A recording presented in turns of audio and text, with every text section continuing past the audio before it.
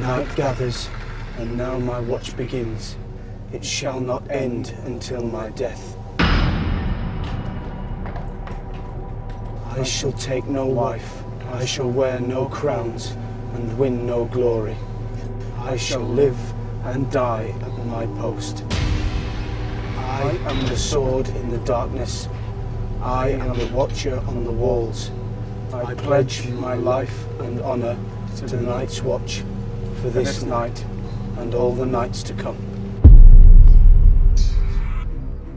The Night's Watch are a sworn brotherhood that defend the wall. The wall is a gigantic wall of ice. It's 100 leagues long from coast to coast. It goes across the entire width of Westeros, which is rather narrow at that point. At its highest, it's 700 feet high, and it's located hundreds of miles north of Winterfell. It's the boundary of the Kingdom of the North. Beyond that is the wild, is the haunted forest, is lands where no one rules. The wall was built thousands and thousands of years ago for reasons that have been lost in the mists of time, but legend has it was built to keep the things in the north out.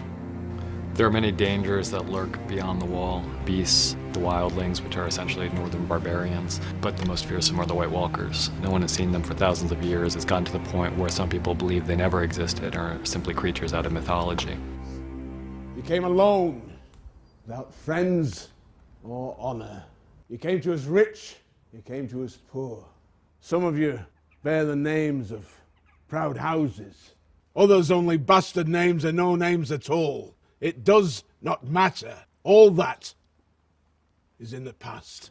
The Night's Watch is an order of men dedicated to protecting the wall and protecting the Seven Kingdoms from all the dangers that lurk beyond. Next time I see you, you'll be all in black. It was always my color.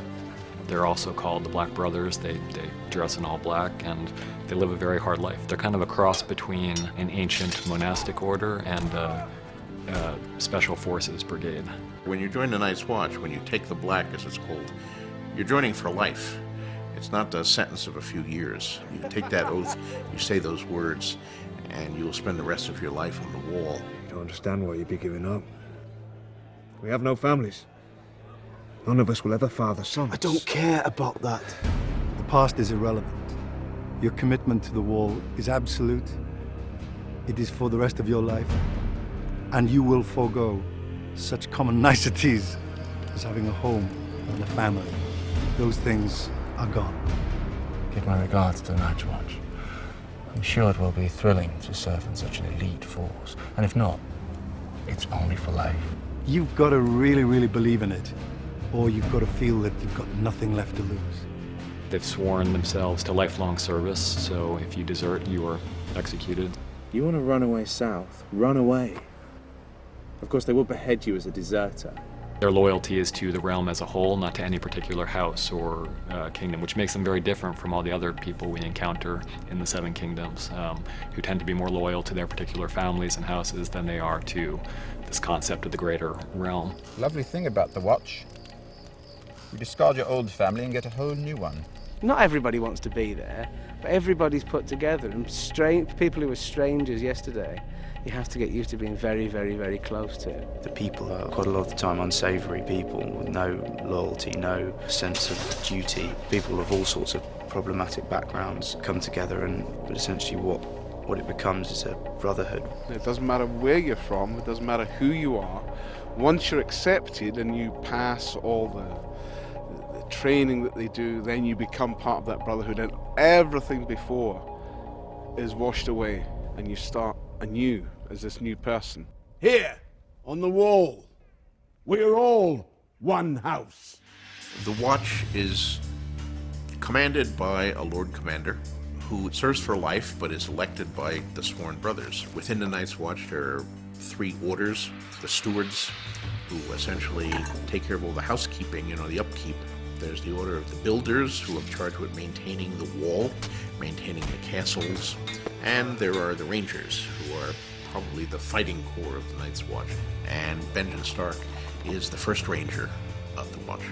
The first ranger's role is to ride out beyond the wall, keep the wild things out from the rest of the civilized world, basically. I'm leaving this morning. You're leaving? I'm the first ranger.